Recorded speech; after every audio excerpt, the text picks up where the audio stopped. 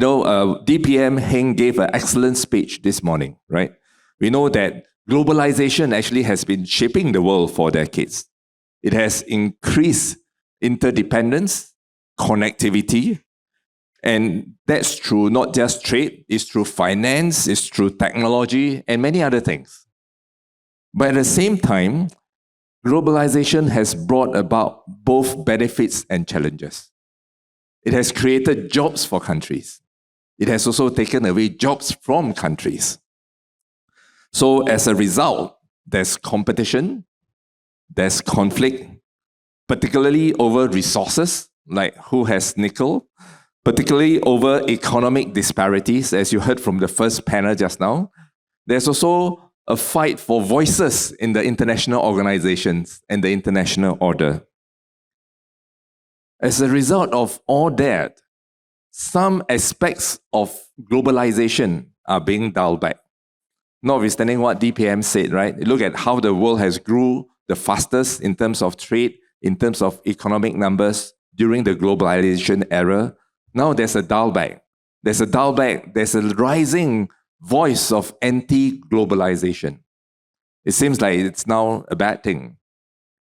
And in fact, as a balance between this globalization and anti-globalization, a new term has emerged. It's called re-globalization. There's just so many varieties. So re-globalization means that you're going to evaluate your relationship. You're going to reassess your supply chain. You're going to decide your near-shoring, friend-shoring policies, how trades are going to be done. So I'm very pleased today. I've actually, the organization assembled a very good panel to help us so-called share their insights on this. As this is a bilingual forum, I will start. 所以可能开始的时候，我就先邀请我们的这个邢教授对这个全球化对国际贸易的影响发表您的看法。邢教授，请。非常感谢通商中国的邀请，使我能够有这个机会和各位专家共同讨论这个国际贸易和全球化的新格局这样一个非常重要的话题。在这个后新冠时代，国际贸易和全球化正在发生深刻的变化。这个变化呢，将对世界经济的增长和繁荣有非常重要的影响。那么，当我们在谈新格局之前，我想先简单谈一下旧的格局的主要特征。从1990年到2018年，我们经历了一个超级全球化的阶段。那么，这个超级全球化的制度是以 WTO 北美自由贸易协定、欧盟以及各种各样的区域和双边自由贸易协定为基础的，比如说东盟+1。那么它的这个基本的理论基础是什么？就是华盛顿共识。那么目标是很简单，就是经济效益最大化。那么这个超级全球化呢，实际上是以全球价值链为基础形成的。那么以全球价值链为基础的贸易比传统的贸易更为有效。那么许多业界人士和媒体经常用供应链。我作为一个经济学家，我喜欢用全球价值链。我觉得这个概念呢，比供应链这个概念更为广泛。那么以全球价值链为基础的贸易，实际上是21世纪贸易的主要形态，也是制造各种产品的主要形态。它是同一个产品上不同工序的分工，所以它比传统的产品之间的分工或者是产业之间的分工效率更大。那么昔日的全球化呢，为整个世界经济创造了巨大的财富，并且形成了一个以中国为中心的全球制造业这个价值链。那么我为什么说是以中国为中心呢？并不是说这个全球价值链的组织者或者是这个领导者是中国企业。我讲的就是说，中国企业在每一个产业的参与的广泛度，以及在每个产业参与的深度，可以表现出中国实际上是过去昔日全球化形成的一个以这个制造业为中心的国家。但是这样一个非常有效的体系，现在面临着3大挑战。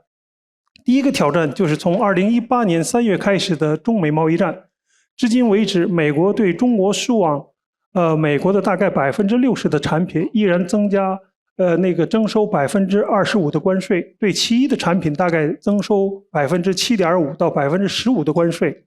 那么美国对中国产品征收的关税，经过全球价值链的运作被放大了，因此导致以中国为组装和这个制造的基地，而美国为市场的全球价值链的运作受到了困难，增加了企业的成本。这实际上就是中国+1这个战略的背后的经济原因，这是第一大问题。第二个问题就是过去3年的防疫暴露了现存的全球价值链脆弱性。比如说，当一个国家或者地区采取封城或者是锁国的行动，我们就会发现，位于其他国家下游的这个产业，他们都出现了停工停产的这个问题。比如当武汉封城的时候，日本、韩国的汽车工厂都处于停滞的问题。另外，在我们抗疫的过程中，许多国家都面临缺少口罩、呼吸机和各种各样医药品的问题。那么有些国家即使想生产，也突然发现自己没有这种生产能力。而生产这些产品的国家呢，为了自己国民的健康，变成了什么？就是以自己国民为优先来使用。因此，许多国家采取各种各样的措施来限制这些急需的医药品的这个出口。比如说，我在20年初那个时候是在新加坡，新加坡面临的就是缺口罩。为什么呢？因为新加坡有一个公司叫 ST Technology， 它是在台湾生产口罩，结果台湾政府突然宣布不允许口罩出口，结果新加坡就遇到这个问题。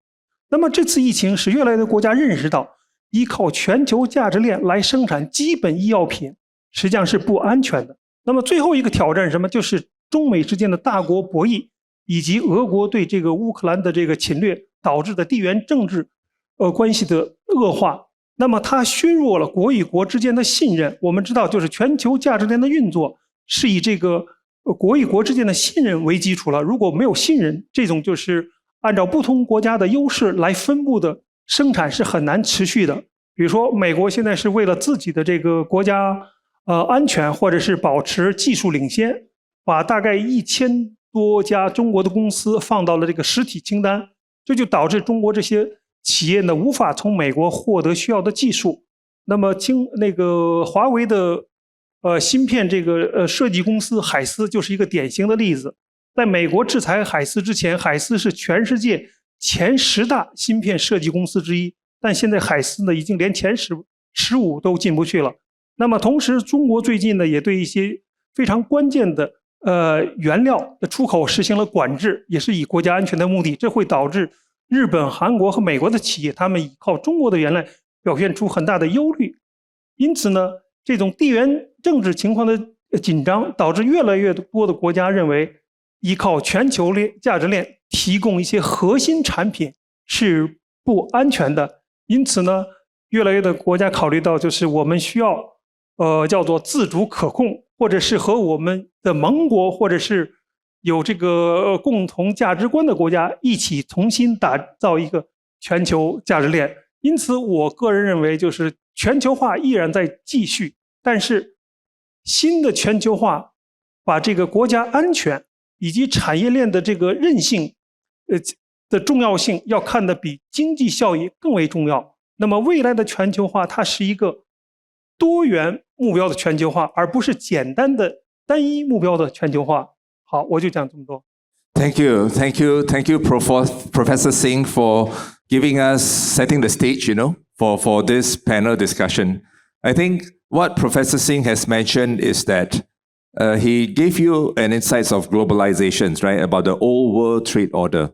Actually, it's good, right, whereby everybody play on its strength. And when China joined WTO, precisely, we know the Chinese, they are smart, they are hardworking, they are diligent. And that's why they benefited by joining WTO. They became the factory of the world, right? At the same time, since they become more prosperous, it brought the whole majority of the nation out of poverty. They become a huge consumer market as well. Unfortunately, we all know inequality brings issues to countries because there'll be social unrest. I think inequality also brings issues to the global setting. Because when countries face inequality, like what you heard from York earlier, right? In terms of EU export to China and China export to EU, if there's inequality, you're going to have issues. The question is then, do you then change the rules or do you then balance? And unfortunately, if you can't reach that balance and you can't change the rules quickly to cope with inequality, you're going to have conflict and competition. And it would appear that this potentially may spill over to our region because we know that many supply chains are now being relocated to Southeast Asia. So what should ASEAN's stand be? How should ASEAN position itself and not fall into next trap, right? Because if ASEAN then becomes successful, we could be the target of other people as well. So maybe to provide us with the ASEAN's perspective, can I invite Jay to share with us his insights? Thank you. Thank you very much. And excuse me. Let me start by thanking the organizers for having me here today. As the moderator has pointed out, I'll try and provide an ASEAN perspective. I work at ICS Yusof Ishak Institute, and we focus on Southeast Asia. I'll make 3 points, and they will build on Professor Zeng's very useful, I think, background and overview of globalization. And I think ASEAN provides perhaps the best example of a regional grouping using regionalism for globalization. They've used it as a means towards an end rather than, let's say, other approaches like the European model, which has been much more inward-looking because they can sustain themselves. They're much larger.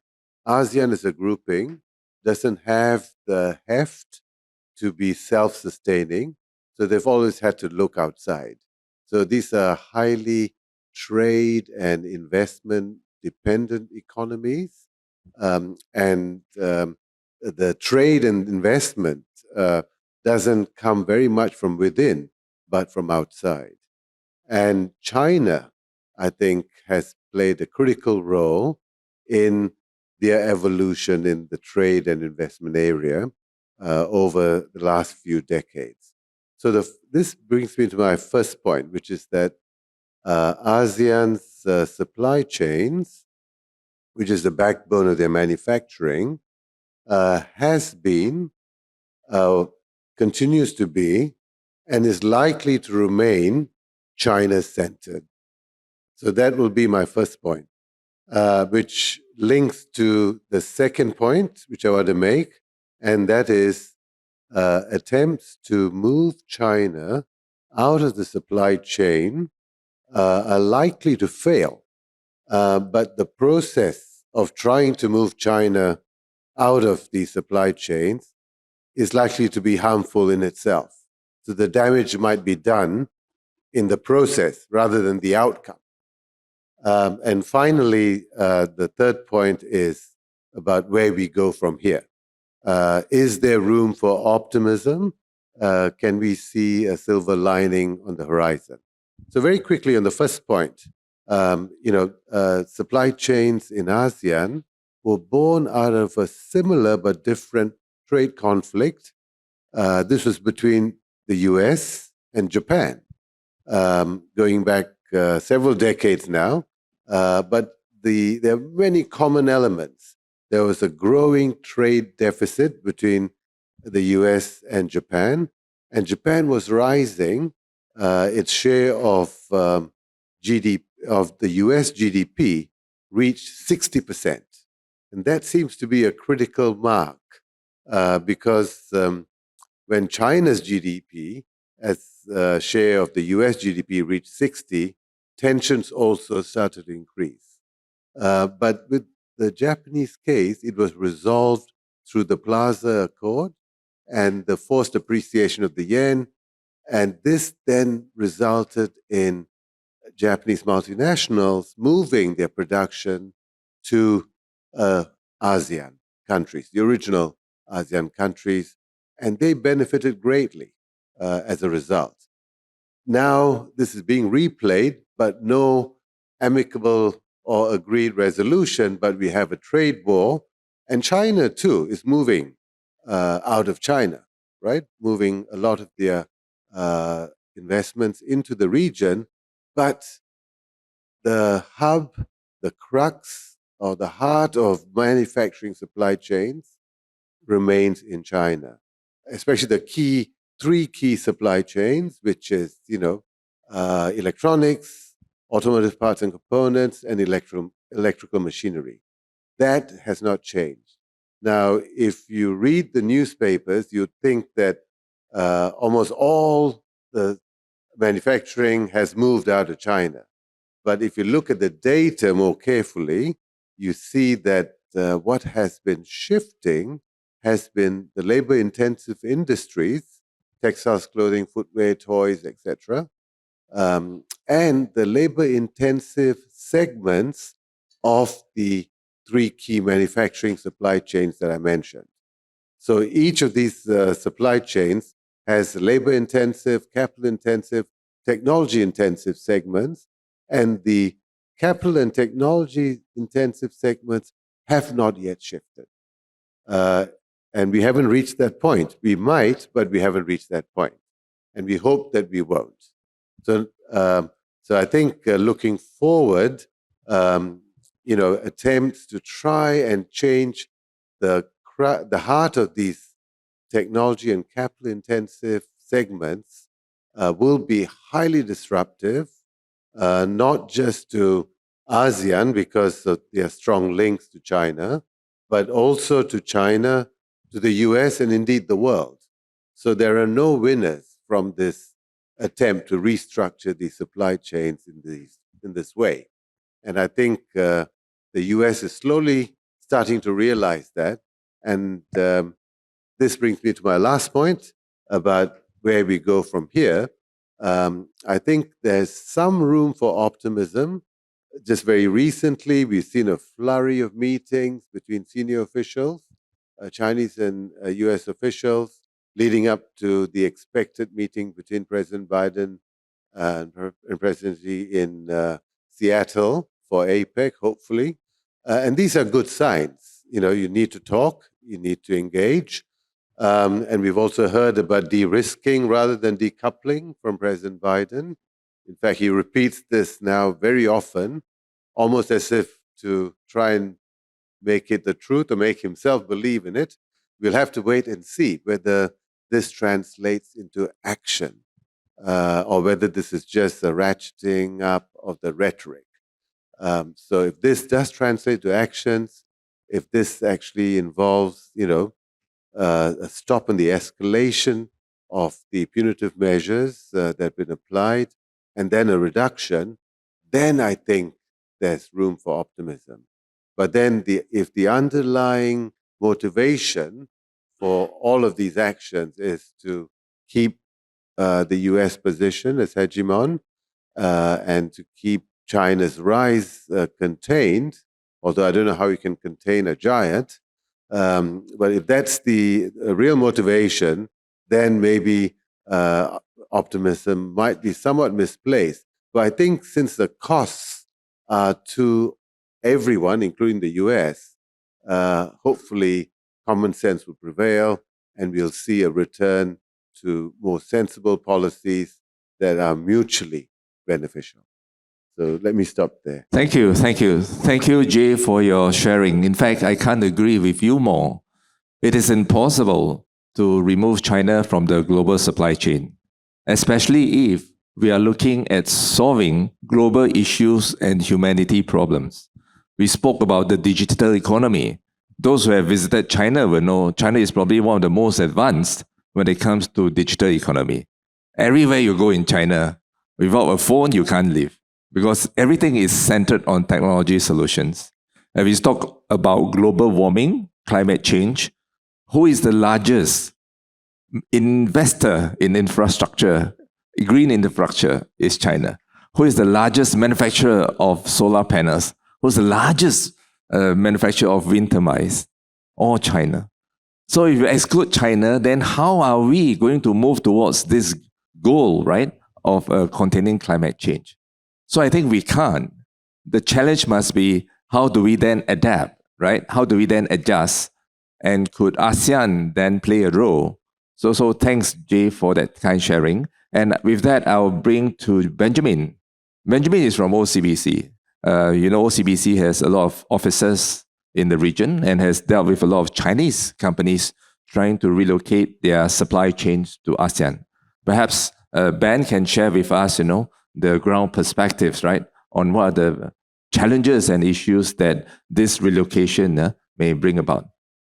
Thanks, Kim Huat. Thanks to the rest of the panelists for setting the backdrop. I think what we see now is that on the backdrop of US-China tension, China +1, what is happening on the ground? I think along the China-ASEAN corridor, particularly with China opening up its doors, we are seeing a lot of activities. I think the Chinese are focusing on ASEAN. For what activities?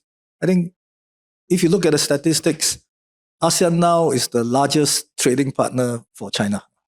Secondly, if you look at the FDIs and what we see on the ground, the Chinese are coming, whether we like it or not. And what do they come to Singapore or Southeast Asia for? I think Singapore has traditionally played second feeder to Hong Kong, which is at the doorstep of China. But increasingly, with their eyes focusing on ASEAN, I think Singapore is playing an increasingly important role. Not just in the traditional commodity space, where for the oil and gas players, for the commodity players, where they come to Singapore and trade, not just with the Chinese, with the global players from the Western world as well. Next, we are increasingly seeing the Chinese setting up regional headquarters in Singapore, looking at their investments in Malaysia, whether it's manufacturing, upstream mines, smelting operations, so on and so forth. Moving part of their operations to Vietnam to take care of the lower cost of production. The automotive sectors in Thailand is a big piece, and the Chinese are very, very active in that space. Not just in ASEAN. Increasingly, the Chinese are using Singapore, ASEAN as a springboard, as a platform into the Western world, where they sell to the West, where they sell to the US. So this is what we are seeing. I think on that backdrop, there are a lot of opportunities. At the same time, there are a lot of challenges. Maybe I'll quote an example. I think for those who go to China regularly, you will note that EVs is a big part of the auto market in China. I think 1 in 40% of new cars sold in China are actually EVs. And with it, it drives demand for new technology, say in terms of batteries.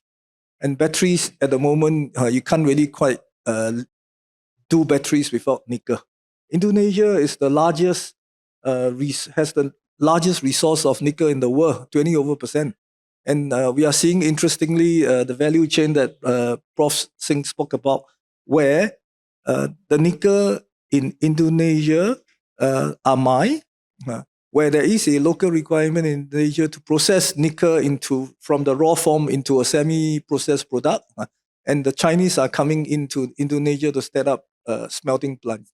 Each of these smelting plants can cost anything upwards to $1 billion in US dollars. And this is happening. A lot of activities, you read the headlines, every major auto players, battery players are looking at Indonesia. Then that is one opportunity. But the reality is that when a Chinese corporates step out of China, where they could be very big and they're very familiar with the environment, and they come to ASEAN, which is a new space for them. And ASEAN as an entity, there are 10 countries. Each of them brings with it its own laws. There are regulatory compliance requirements. Each of them have their own currency. A lot of them have currency controls in place. How do you navigate an environment which is so diverse?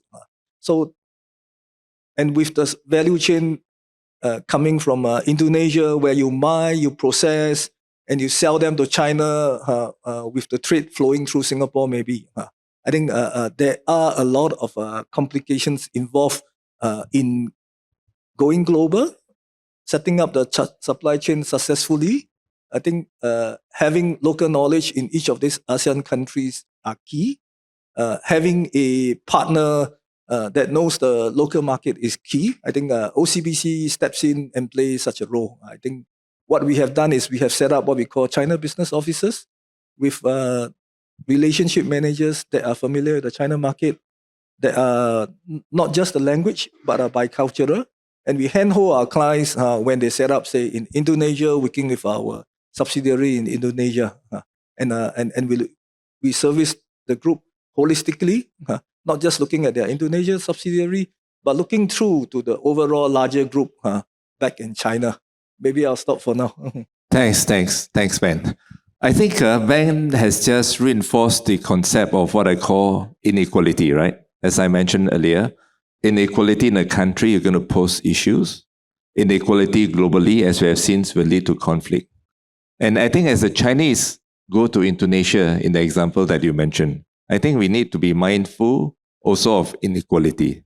I think the Chinese investors, or for that matter, any foreign investors investing in any country, need to be mindful of the local sentiments, which means you must bring value. Which means that, there are anecdotal evidence of Chinese projects in Indonesia, and then I heard, and I know because we have officers there, they say that they bring the whole village, right? Meaning they bring their own workers. They even bring their own cooks, because they say otherwise, 水土不服, they can't work, right? So when you do that, then they're going to question, what value do you bring to the economy? What jobs do you create? And are there meaningful jobs? So in the example that you mentioned about EV, it's not about mining resources and exporting them. Is it about manufacturing batteries, right, with the nickel? And again, it's not about manufacturing the batteries. Is it about manufacturing the electric vehicle other than batteries? Because by doing so, you'll be creating jobs. You'll be creating meaningful jobs. And only when the local industries and the workers also feel the benefits, which is what DPM Haig said this morning, the benefits are spread evenly, then you can have a sustainable system. Otherwise, you're going to have problems down the road as well. So I think all sides, there's a lot to learn. And with that, I would like to invite Sumana. As we know, he's an expert in industrial policy and international trade, to also share his perspective on this topic. Thanks very much.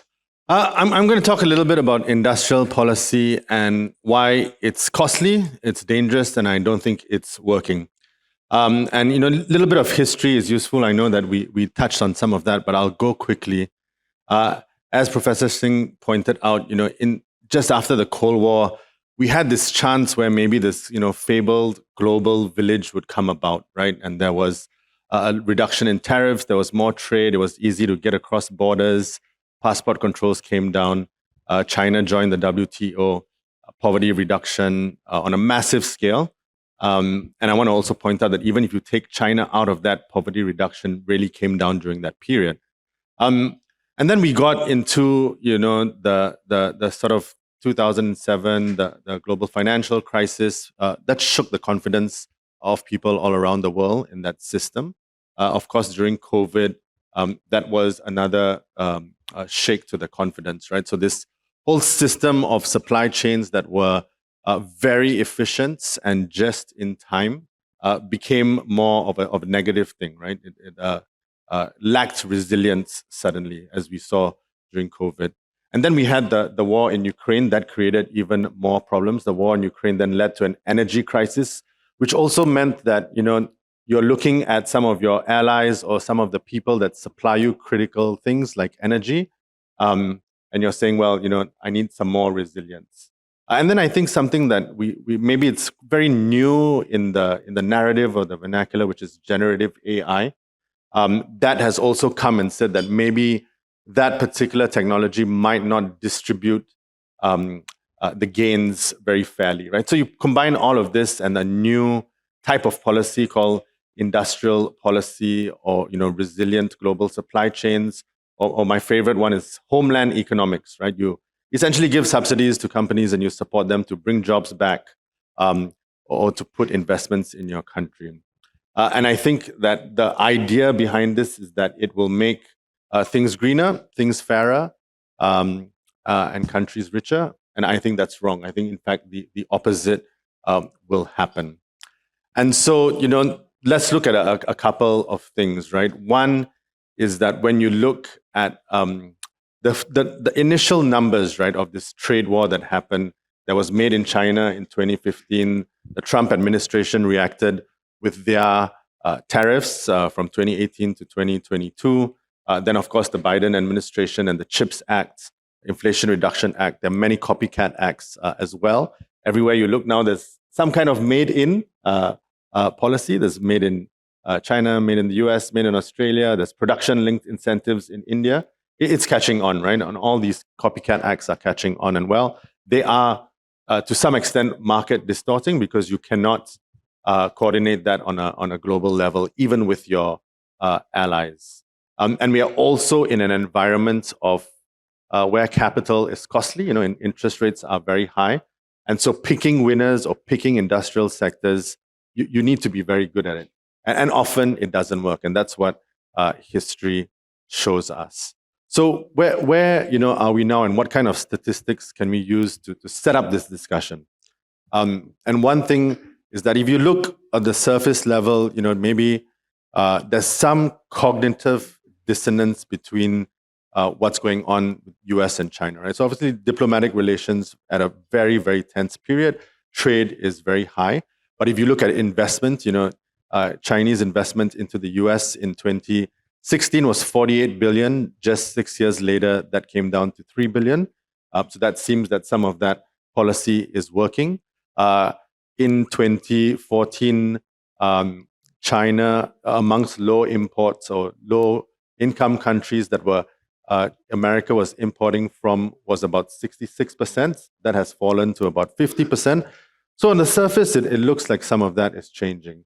But when you dig a bit deeper and you combine things like RCEP, different trade agreements, essentially what's happening is that countries are exporting from China into their countries, and then those goods are going into the US, right? So the intermediate trade, overall trade globally in 2022 was at its highest level, and intermediate trade hadn't changed either, the share of intermediate trade. What that tells me is that reshoring, decoupling, de-risking, we're not seeing it in the numbers, right? So there are some maybe good cases or things that make a big splash in the media, but when you really read the trade statistics, that's not happening, right? So that's a very big thing. Sometimes it's just simple tariff circumvention, right, in the most egregious of cases. But more often than not, it's just the market, it's the free market finding the cheapest way to get the goods to consumers. And often China, with its immense manufacturing output, its relatively efficient ways of getting that output to the market, very good infrastructure, and its labor costs, although higher than before, still very productive compared to other regions. It is the best place to do that. And you look at Bangladesh, Vietnam, countries like Indonesia who have all bumped up their internal manufacturing, and you put in Japan and South Korea in the region, China still has the majority of manufacturing capacity in the region, 80% compared to all of the other Asian countries. So that's where we are. And I would also argue that as more of these countries do the intermediate trade and are benefiting from it, Southeast Asia is a big beneficiary of that. The other one is Mexico, right? If one country you think that is benefiting from de-risking and the new version of NAFTA, that's Mexico. But in the last 5 years, exports of car parts to Mexico from China has doubled.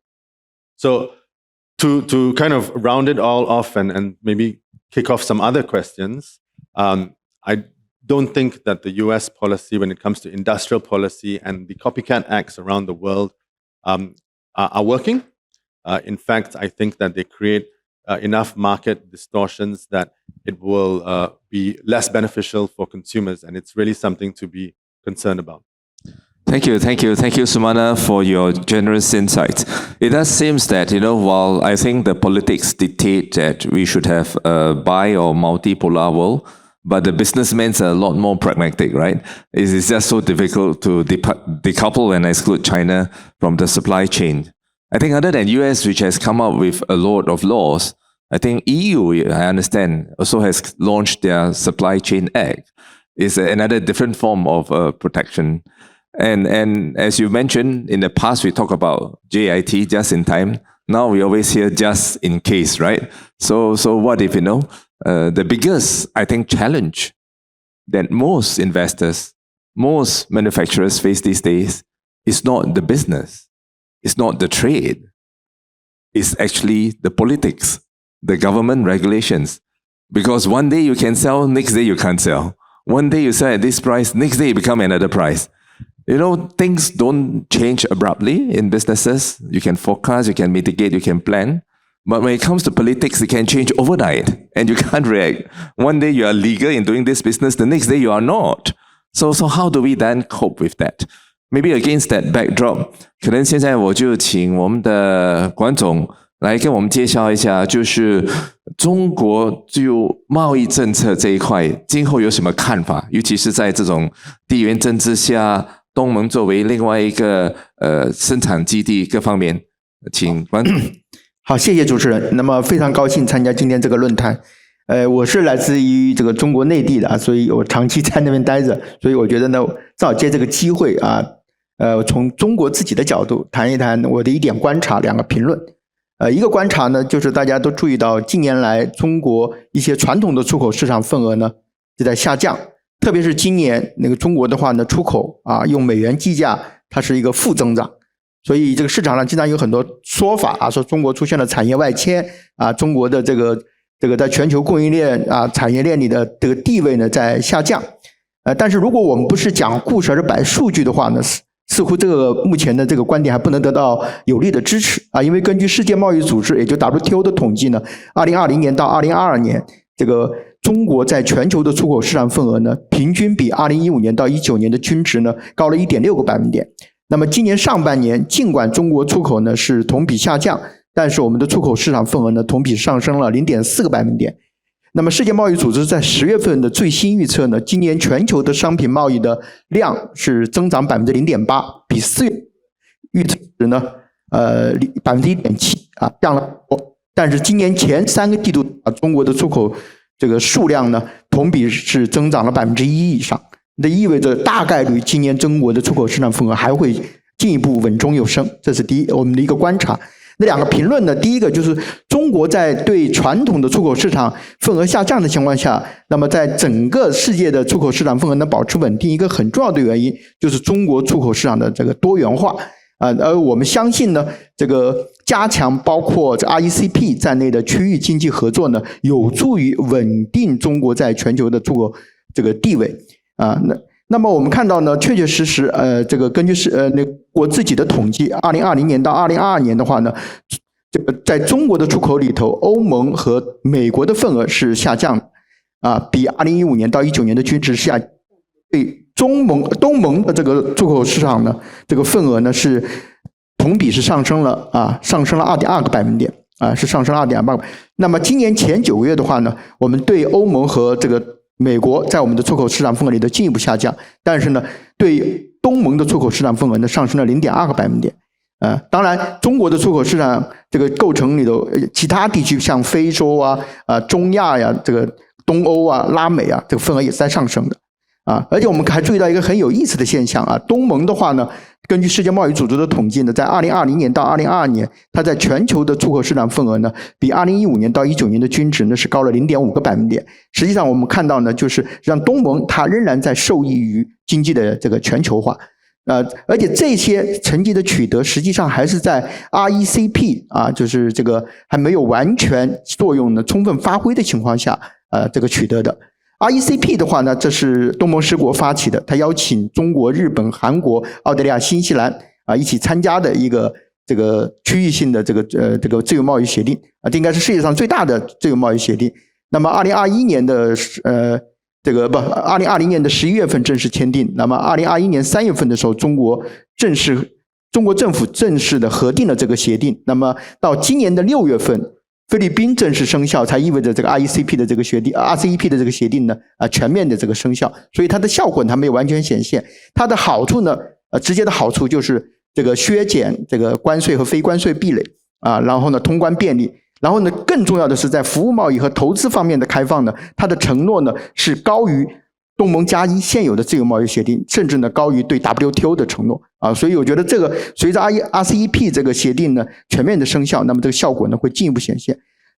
最后再有一点评论呢，就是中国的话呢，下一步要以制度性开放为抓手推动了高水平的对外开放，那么呢要这个更加深度的参与国际竞争与合作那么这个呢，这个加入创造条件加入 CPTPP 呢，这是中国的一个重要的这个推动力CPTPP 的话呢，我觉得它是应该说是现在最高标准的一个国际经贸规则，它跟传统的贸易规则不一样，传统贸易规则是以市场准入为主，它是边境措施。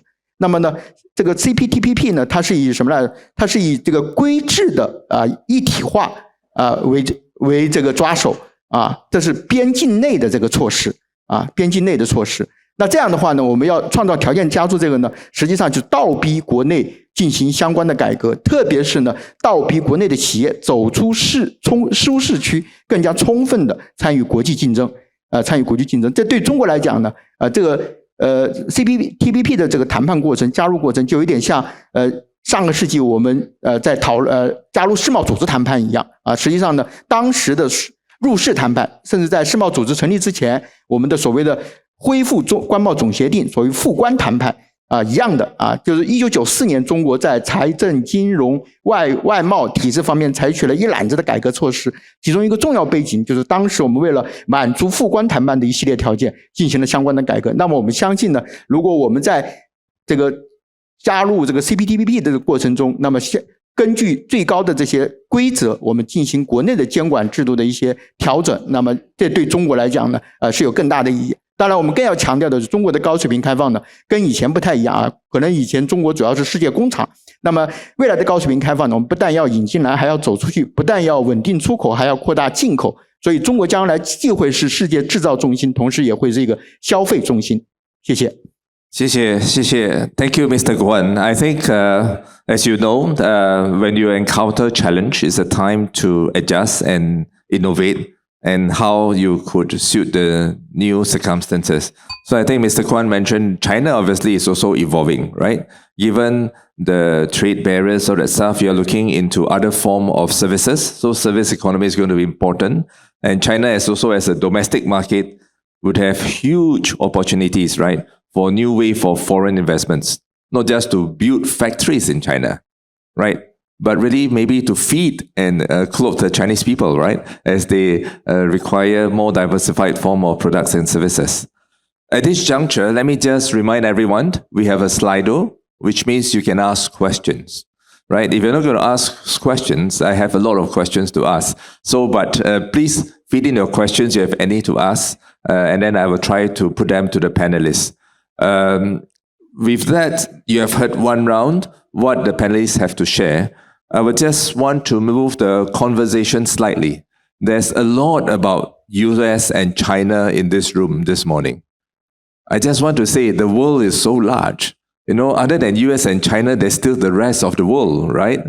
So are there opportunities in the rest of the world, right? If for some reason we can't deal with China, we can't deal with US, is it the end of the world? Or are there other people whom we can do businesses with, right? Are there other markets which we can exploit? Maybe with that, can I invite Professor Singh to share with us, in this so-called potentially multi-polar world, are there new opportunities, right, that we can unlock beside US and China? OK 那个首先呢，就是我想谈一下日本。如果大家注意一下，日本现在这个房地产价格涨得很快，日本的股市也很好，日本的经济增长率也很高。大家可以看到，就是说全世界的投资者都在关注日本。从金融上，大家很多人认为从中国流出的资金进入了日本。那么在这个全球价值链或者供应链重构的过程，日本是最大的获益者。美国不仅仅强调是 onshore， 就是回流。美国的这个财长耶伦去年提出了一个就是叫做 friendshoring， 就是友好外包。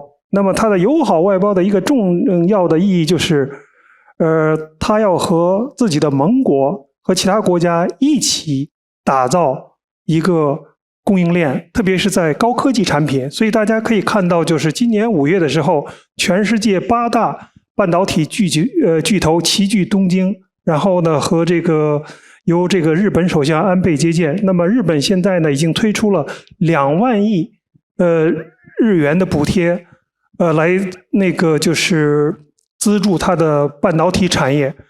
日本认为这是一个非常重要的契机，也许是日本重新恢复上世纪80年代辉煌的一个不可缺失的这个机会。这就是在中美大国博弈之下，日本现在是美国重构高科技供应链的盟国。大家想想，在1980年的时候，日美之间有贸易战，日美签订了这个半导体协议，那个是美国是对日本的打压。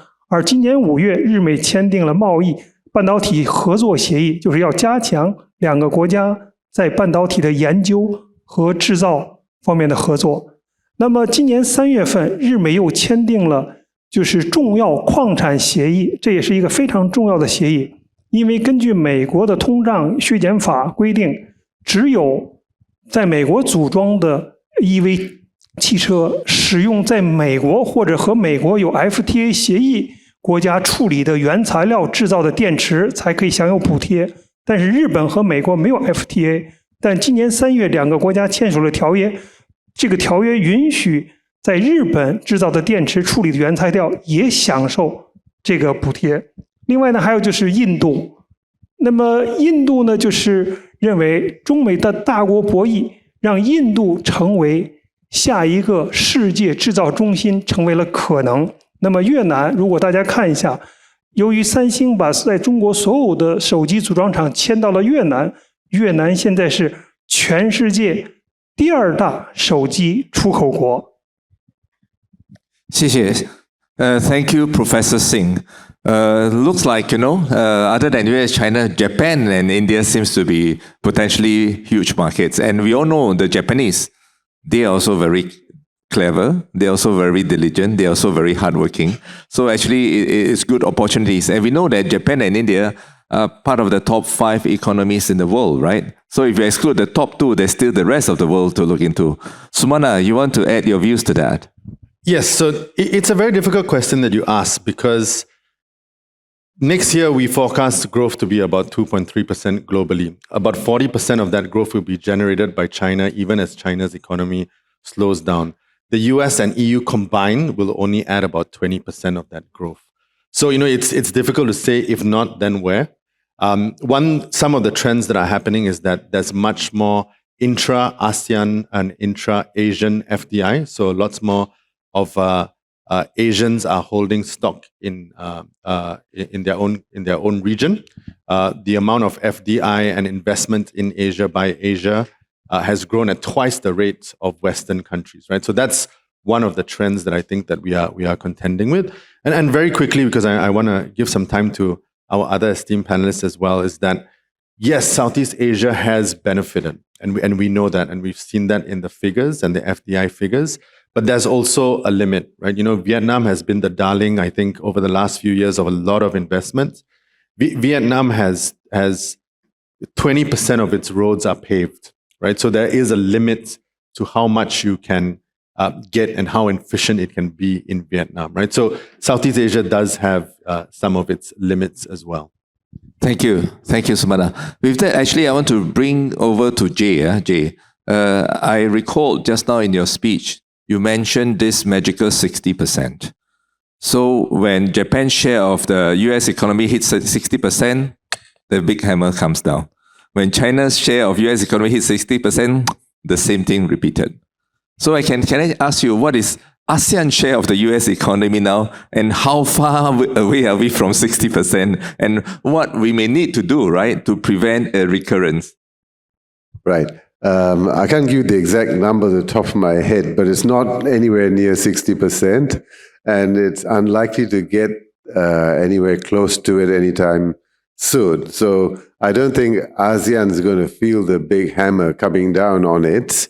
ASEAN's shares of the global world is more significant in other ways, population and even out-migration, those sorts of things. So ASEAN is significant in that way. But actually, the UN population projections going forward to 2050 has Africa making up half of the growth out to 2050 going forward. So if you're interested in selling goods to human beings, then, a lot of goods and services, the markets for them, long term, are very much beyond our traditional sphere that we often think about. So we have to think long term about Africa, about Latin America, South America, on the demand side.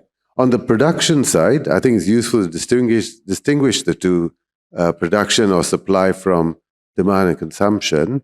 Production side, we've heard already about the shifts going to India and Vietnam, but there's also potential to shift eventually to these new frontier markets that we don't often think about, right? Again, aging is an issue in this part of the world, but it's not in India and Africa as much. And so that demographic trend, those demographic trends might come into play, not just for demand, but also for supply or production. Thanks. Sounds like there's at least some sparkles of optimism, right? Other than the US-China conflict, the rest of the world could actually step in to fill the void. So other than Japan, India, Southeast Asia, and maybe I'll just move slightly away from trade. Trading is not just about market. It's not about market access. It's also about trading currency. It's also about forex risks and, interest rates. So we know there's a banker on the panel. So Ben, what do you feel?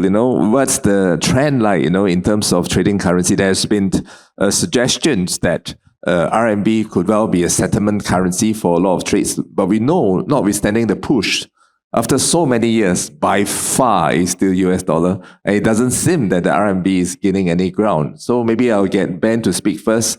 And 管总先给你预知哦，下一个就问你同样的一个问题哈。Okay, Ben. I think as a company go overseas and become a multinational, I think one of the things that you cannot run away from is foreign exchange and the risk associated with managing that foreign exchange risk.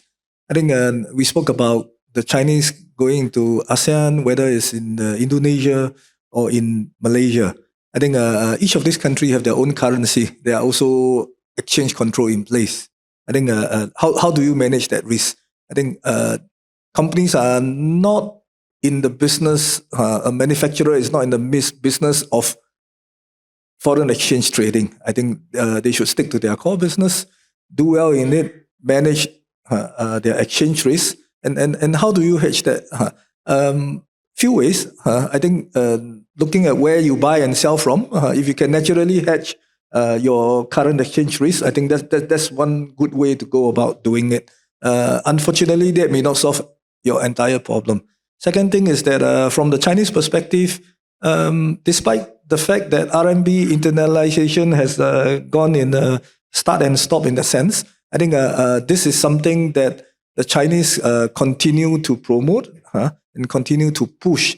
And as a financial institution, I think we play a part in that as well by coming up with new product, whether it's offshore RMB CNH products, whether in the FX space, where we are able to do things like IDR to CNY direct exchange, ringgit to RMB direct exchange, without going through the dollars. I think One, it gives another option. Second thing, without going through a third currency, the clients would actually be able to lower their costs without going through another round of exchange. So this is from us, where we are able to help clients offer different solutions for them to manage as well as hedge their currency risk. Yeah, thanks, Ben. I think along the line of what you shared, I would have think that maybe RMB could be a settlement currency for the EV industry, right? Right, you mine the nickel in Indonesia, and then you produce the battery by the Chinese, then you get exported maybe back to the Chinese market, and everything can be done in RMB. And maybe I get 关总，你有什么看法？我觉得这个问题呢，首先从国际货币体系多极化来讲，现在有3个因素呢推动了这种多极化的发展。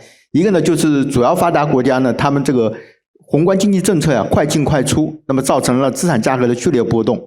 那么这个对于这个货币的持有者、使用者来讲是不太方便的。另外呢，有一些主要货币的这个发行国呢，它把货币呢武器化，滥用经济金融制裁，这让大家持有使用这种货币呢不安全。那么第3个呢，刚才实际上我们前面讨论了，就是现在这个全球贸易呢有这种区域化的趋势。那么随着区内的这个经贸联系更加紧密呢，那么大家有可能会更多的用区内的本地的货币来计价结算，而不是用区外的，可能会形成若干个货币区若干个货币区。那么第2个呢，我想呢，这个人民币呢，在这个亚洲地区的话呢，特别是我们都通过 RCEP 这个进一步促进经贸融合，那么人民币作为计价结算货币呢，可能是大家的一个选择，不是说强制的就大家基于市场资源的原则，可能会是一个选择。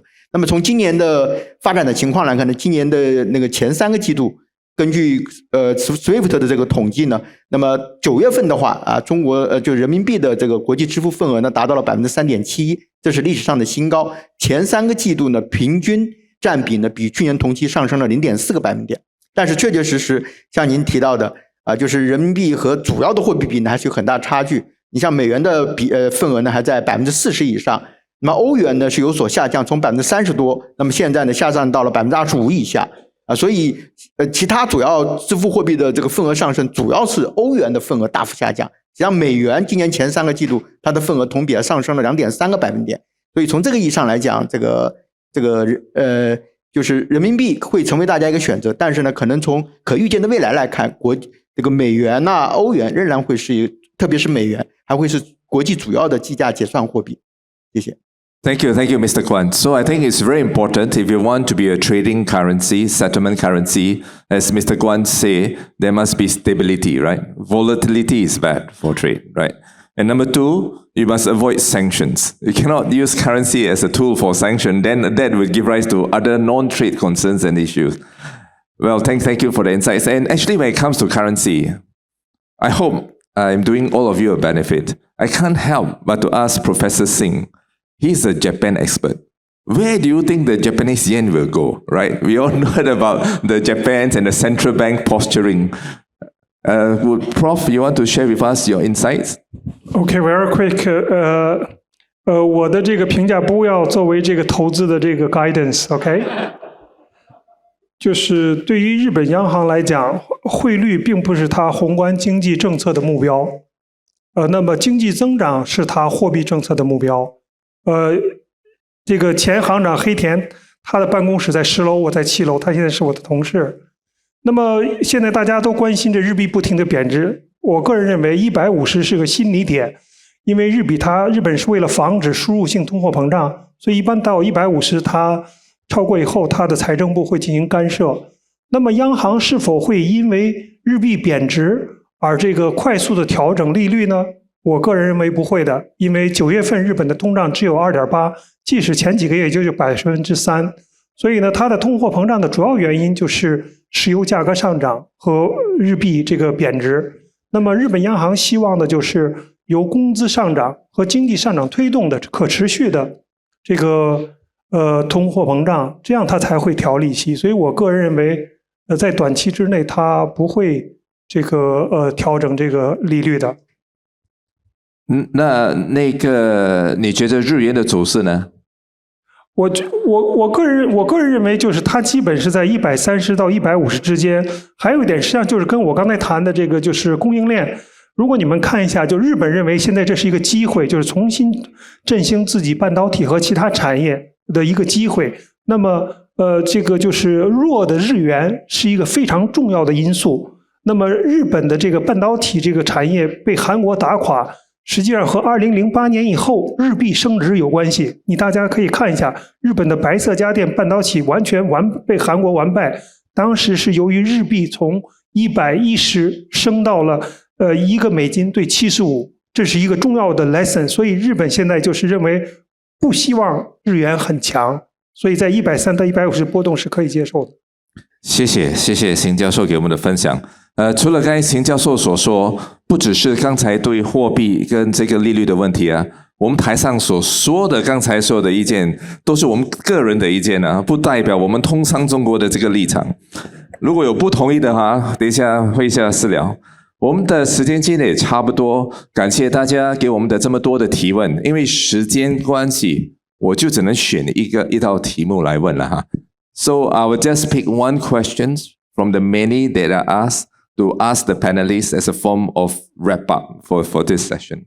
And the question essentially is this, right? Given the interest between China and ASEAN, so in your assessment, which country you think would benefit and which industry that you think will be most promising? It'd be good if you can say one, hopefully not too many, so that, there'll be opportunities for other speakers to add on theirs. So if I may start from Sumana right at the end and we come across. Sure. I think it will be EVs and batteries. And I pick not the obvious one, which may be Indonesia, but Malaysia to benefit. Oh, Malaysia boleh, yeah? So EV batteries in Malaysia, knowing that GD has already invested a huge amount, right? So there are probably more to come. 管总你怎么说？因为中美关系涉及到贸易和那个金融两个领域，所以说要说东盟国家受益的话呢，应该从贸易领域来看，我同意这个马来西亚、印尼还有越南可能受益。那么从金融领域来看，自然新加坡可能受益。谢谢。邢教授呢？观点都差不多。我觉得东盟整体会在这个全球价值链重构的过程中，获益非常多，因为这实际上就是一个去中心化的过程。好的，Jay, your views, your pick. You stole mine because I was going to say ASEAN as well, only because of the huge level of interdependence, I think. Yeah. So, and that interdependence continues and will grow. And I think a lot of the green industries will benefit, as mentioned, but also agriculture. I think let's not forget agriculture. There's a lot of potential to develop clean agriculture going forward. Green agriculture, thank you. And Ben? I think I'll stick to the safe one. I think Indonesia. I think not just because of nickel and EV, but Indonesia because of the population. I think the age of the population, the rising middle class. I think this will drive a lot of activities for ASEAN. Thank you. And just you think Ben has the last word? No, that's me, right? Because I'm the moderator. So what would my pick be? I would say Singapore. Not because I'm from Singapore. It's because wherever you invest, you have problems. Wherever you invest, you need resources. Singapore is the place whereby we will understand your problems, not here, but the region. We will be able to solve your problems, not from Singapore, but on the ground. We will be able to find you the resources that you need to invest in the region. So what's more important is not the end product, but how you manage the end product. So my vote goes to Singapore. With that, please join me to thank the panelists for their insights.